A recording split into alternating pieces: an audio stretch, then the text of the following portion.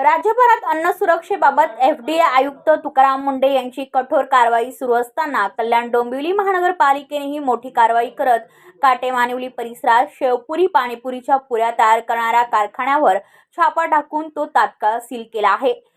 काटेमानिवली येथील state bank of इंडियाच्या मागील परिसरात सुरू असलेल्या या कारखान्यात शेवपुरी व पाणीपुरीसाठी लागणाऱ्या पुऱ्यांचे उत्पादन केले जात होते।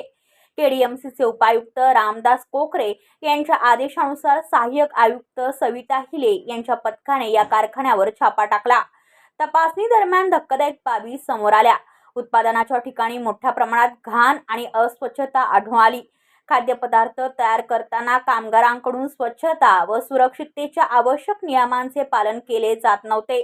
याशिवाय कारखान्यात बेकायदेशीर भट्टी सुरू असून त्यामध्ये लाकडाचा वापर केला जात होता। तळण्यासाठी निकृष्ट व खराब तेलाचा वापर होत असल्याचेही पथकाच्या तपासात स्पष्ट झाले। अनियमितता लक्षात घेऊन महापालिकेने संबंधित कारखाना तात्काळ सील केला असून दोषींवर कायदेशीर कारवाई करण्यात येणार असल्याची माहिती प्रशासनाने दिली आहे।